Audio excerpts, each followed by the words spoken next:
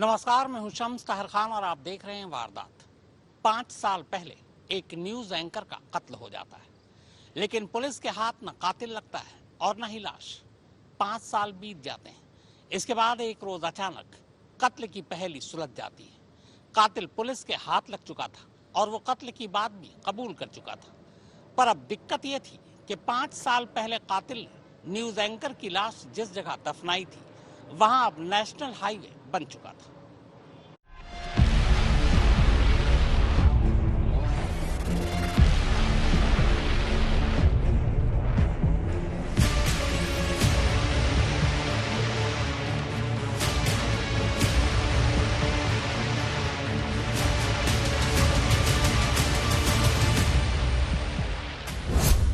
Satellite image,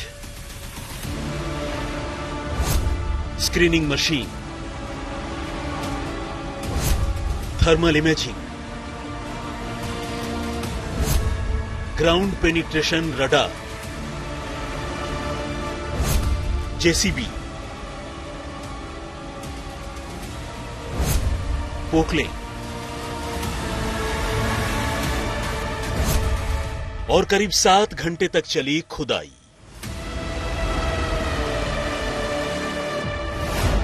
Chhattisgarh की Korba police ने वो कर दिया जिसकी उम्मीद पीड़ित परिवार तो क्या, खुद वारदात को अंजाम देने वाले गुनहगारों ने भी छोड़ दी थी। यानी वो ये मान बैठे थे कि अब शायद ही कभी उनके गुनाहों का भांडा फूटे और शायद ही कभी उस कत्ल का राज बाहर आए जिसे उन्होंने करीब 5 साल पहले अंजाम दिया था।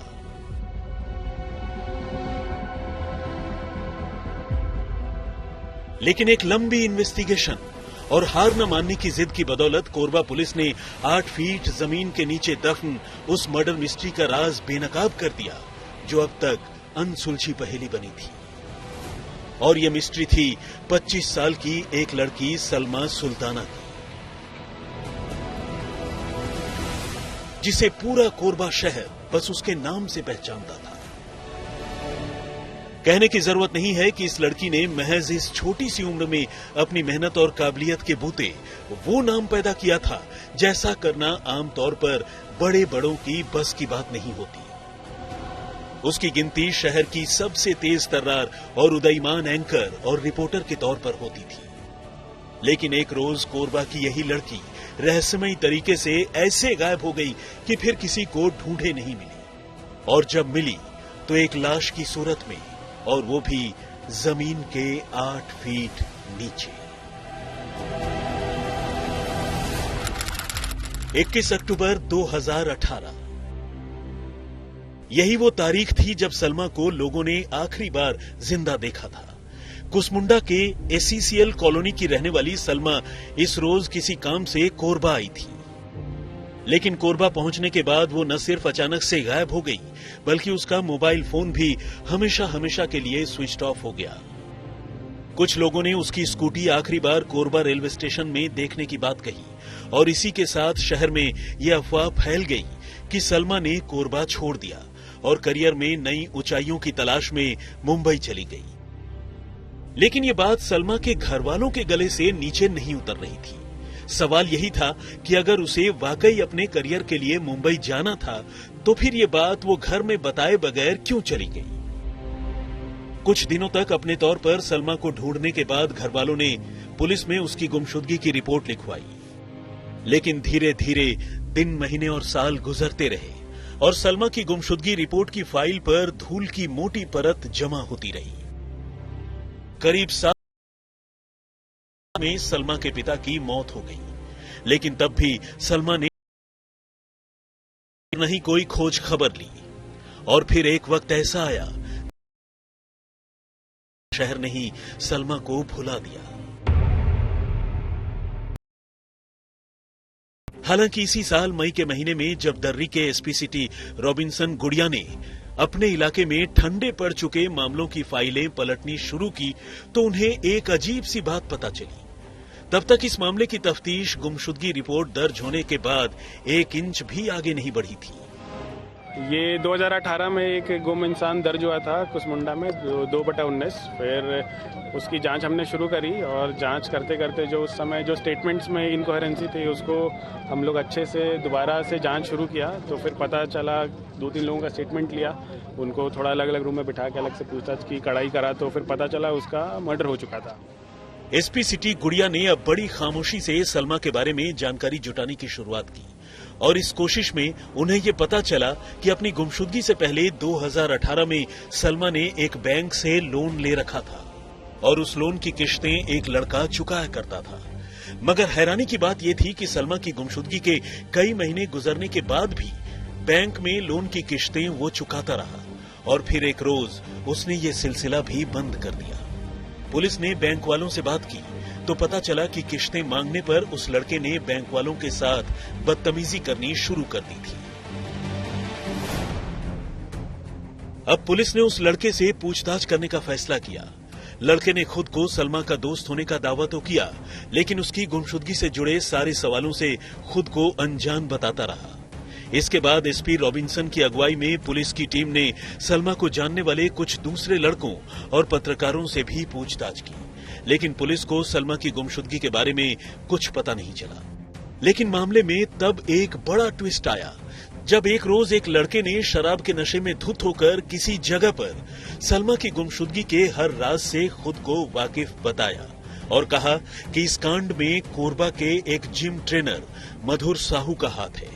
इत्तेफाक से शराब के नशे में उस लड़के ने ये बातें मधुर साहू के बिजनेस पार्टनर से कही, जिसका मधुर के साथ रुपए पैसों की लेन देन को लेकर विवाद चला रहा था। पार्टनर ने ये बात पुलिस को बता दी और अब पुलिस का शक मधुर पर गहरा गया। पुलिस ने अब मधुर और उसके साथियों से दोबारा पूछताछ की, लेकिन सभी पुलिस को झूठी कहानियां सुनाते रहे। फिर एक वक्त ऐसा भी आया जब मधुर ने सलमा का कत्ल करने की बात तो कबूल कर ली, लेकिन लाश को ठिकाने लगाने की झूठी जगहें बताता रहा। इसके बाद पुलिस ने अलग अलग जगहों पर तलाशी ली, लेकिन आखिरकार जब लाश नहीं मिली तब पुलिस ने मधुर से सख्ती की और उससे और उसके एक साथी से ये कबूल करवा लिया कि उन्होंने न सिर्फ 5 साल पहले सलमा की जान ले ली थी, बल्कि उसकी लाश को कोरबा दर्री मार्ग पर सड़क के किनारे दफना दिया था। मगर दिक्कत ये थी कि इन 5 सालों में कोरबा दर्री मार्ग का पूरा भूगोल ही बदल चुका था। कोरबा दर्री मार्ग पहले सिंगल लेन हुआ करता था, जो अब 4 लेन हाईवे में तब्दील हो चुका था और सड़क बनाने के लिए आसपास के इलाके में बड़ी मात्रा में मिट्टी भरी गई थी। ऐसे में पुलिस के लिए लाश दफनाने की सही जगह की पहचान करना और उसे खोदकर निकालना कोई आसान काम नहीं था। ऊपर से खुद लाश दफनाने वाले भी उलझे हुए लग रहे थे। हालांकि पूछताछ में उन्होंने बताया कि जिस जगह पर उन्होंने सलमा की लाश दफनाई थी वहां पर एक पेड़ हुआ करता था। अब पुलिस ने न सिर्फ कोरबा दर्री मार्ग का पुराना नक्शा निकाला, तस्वीरें निकाली, बल्कि वन विभाग से उस पेड़ वाली जगह की पहचान पता करने में मदद की गुजारिश की। लेकिन फिर उस स्टोरी को कड़ी से कड़ी जोड़ते जोड़ते हमें करीब 4-5 महीने लग गए और पिछले हफ्ते सोमवार को 15 अगस्त से पहले जब वो गिरफ्तार हुआ फाइनली 2 आरोपी, तो फिर उनके ही निशानदेही पे हमें ये जगह मिला जहाँ पे 2018 में एक पेड़ हुआ करता था। उस पेड़ के पास उन्होंने दफनाना बताया। सबको अलग अलग पूछताछ करने पर सेम ही चीज़ बताया, तो हमें मोटा मोटा कंफर्म हुआ। फिर हमने हिस्टोरिकल इमेजेस निकाले 2018 के मैप के। वो पेड़ इकलौता वो पेड़ था। उस पेड़ को हमने फिर सर्वे करके थर्मल इमेजिंग के थ्रू और ये GPR के थ्रू हमने इस जगह की स्कैनिंग शुरू करी। अराउंड 30 मीटर्स के एरिया हमने स्कैन किया था और मोटा मोटी हमें लोकेशन मिल गया था जगह जहाँ पे वो बॉडी होने की आशंका थी।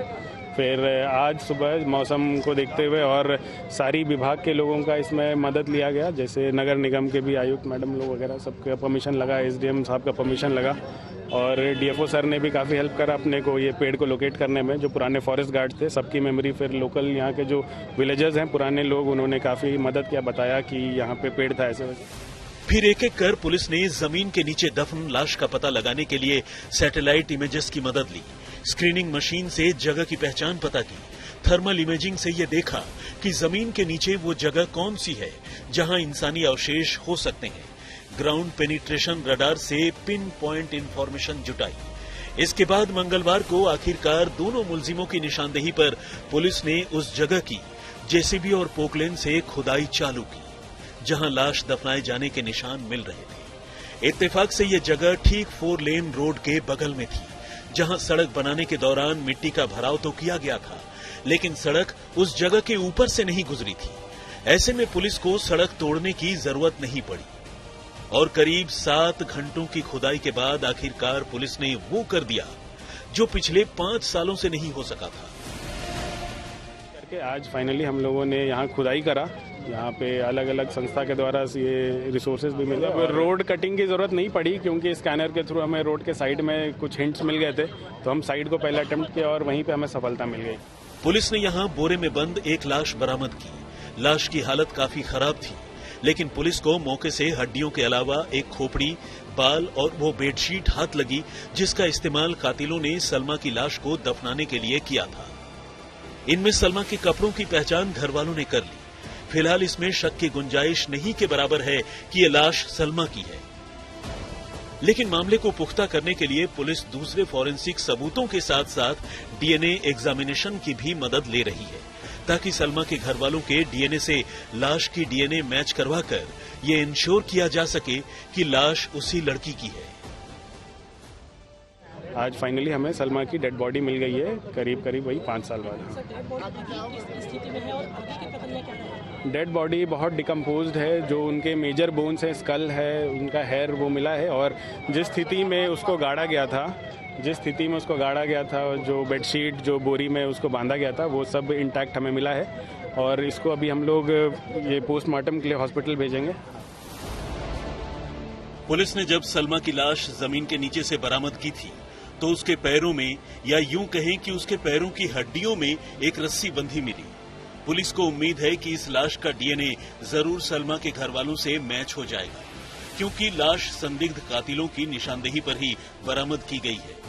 हालांकि पुलिस का यह भी कहना है कि इससे पहले कातिलों ने कई बार पुलिस को गुमराह करने की कोशिश की। कभी कत्ल करने की बात मानी तो कभी कत्ल करने से ही मना कर दिया। कभी दबाव बनाने पर दूसरी जगह यानी गलत जगह पर लाश ठिकाने लगाने की बात कही। लेकिन जब पुलिस ने कातिलों का सबूतों से आमना सामना करवाया तो उनके सामने जुर्म कबूल करने के सिवाय कोई चारा नहीं था। कोरबा पुलिस ने फिलहाल सलमा की मां और उसके भाई के डीएनए सैंपल कलेक्ट कर लिए हैं। हाँ, ये कॉर्पस डिलिक्टा ये कॉन्सेप्ट होता है जो कि मिलना बहुत ज़रूरी है किसी भी 302 केस को स्टैंड करने के लिए।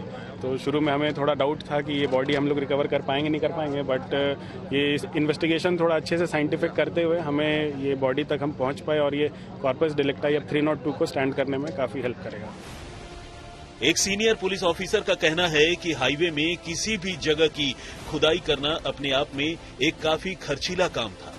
ऐसे में पुलिस को सही जगह की पहचान के लिए पिन पॉइंट लोकेशन चाहिए थी। इसके लिए पुलिस ने सैटेलाइट इमेज का तो सहारा लिया ही, एनआईटी रायपुर से ग्राउंड पेनिट्रेशन रडार टेक्नोलॉजी की भी मदद ली, जिससे ये पता चल सके कि सॉइल कंसोलिडेशन यानी मिट्टी की जमावट कहां किस स्तर पर है। जाहिर है, अगर किसी जगह कुछ साल पहले खुदाई की गई हो तो वहां मिट्टी की जमावट दूसरी जगह के मुकाबले कमजोर होगी।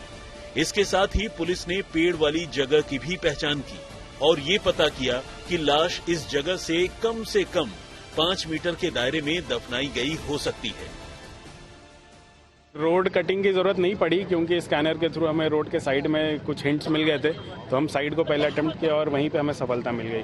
तो रोड कटिंग अभी बॉडी को हम लोग पोस्टमार्टम के लिए भेज रहे हैं। इसके बाद इसके परिवार वालों के द्वारा इसके कपड़े को पहचान वगैरह करा के फिर इसमें आगे डीएनए टेस्टिंग के लिए भेजेंगे बॉडी को। और इस पूरी सफलता में ये मेरी टीम पीछे खड़ी है, इनका बहुत अच्छा योगदान रहा।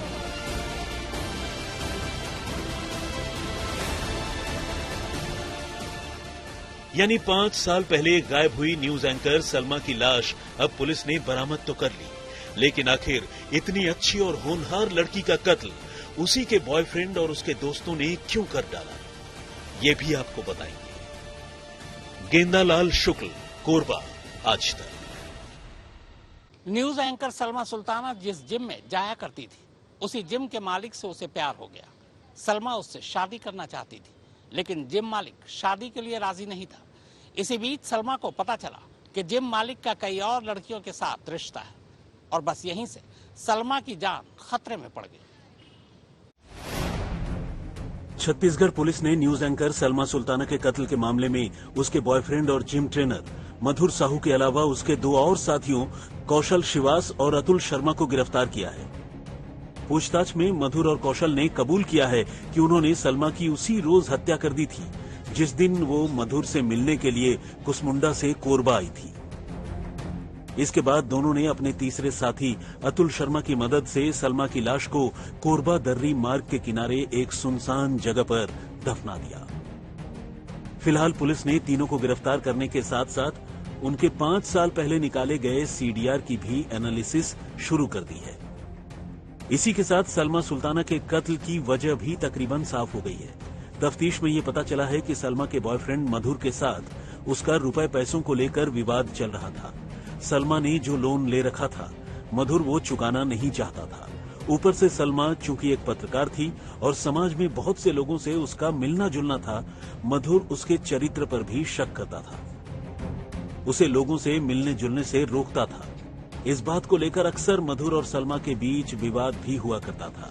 इसी झगड़े से ऊबकर मधुर ने सलमा की जान लेने का फैसला कर लिया और फिर उसकी गला घोंटकर जान ले ली। फिलहाल पुलिस ने मधुर के लैपटॉप और दूसरे डिवाइसेस भी बरामद कर लिए हैं, जिसमें दोनों की जिंदगी में चल रहे उथल पुथल से जुड़े कई सबूत पुलिस के हाथ लगे हैं। पुलिस को मधुर के फोन और लैपटॉप से कुछ ऑडियो क्लिप भी मिले हैं जो इस केस में अहम सबूत साबित हो सकते हैं। पुलिस को छानबीन में पता चला है कि सलमा और मधुर दोनों एक दूसरे के प्यार में पड़ने के बाद कोरबा में लंबे वक्त तक एक फ्लैट लेकर लिव इन में भी रहते रहे, लेकिन धीरे धीरे दोनों के रिश्तों में खटास आने लगी। असल में मधुर थोड़ा शक्की किस्म का लड़का था, जबकि सलमा थोड़ी आजाद ख्याल लड़की। ऐसे में दोनों के बीच एक बार मतभेद शुरू हुए तो फिर वो धीरे धीरे बढ़ने लगा। 21 अक्टूबर 2018 यानी कत्ल वाले रोज सलमा और मधुर में लड़ाई हुई थी, जिसके बाद मधुर ने अपने दोस्त कौशल शिवास को बुला लिया। इसके बाद दोनों ने मिलकर सलमा के स्टूल से ही उसकी गला दबाकर हत्या कर दी और फिर लाश निपटाने में मदद लेने के इरादे से अपने दूसरे दोस्त अतुल शर्मा को बुलाया। इसके बाद तीनों बड़ी खामोशी से दुनिया की नजरों से बचते हुए लाश को लेकर दर्री मार्ग पर निकल गए और एक सुनसान जगह पर उसे दफना दिया, जिससे ये राज कभी बाहर न आए। सच्चाई तो यही है कि 5 सालों तक किसी को भी इसके बारे में पता भी नहीं चला, लेकिन आखिरकार कातिलों की एक चूक से ही इस भयानक गुनाह का भांडा फूट गया। गेंदालाल शुक्ल, कोरबा, आज तक। तो वारदात में फिलहाल इतना ही, मगर देश और दुनिया की बाकी खबरों के लिए आप देखते रहिए आज तक।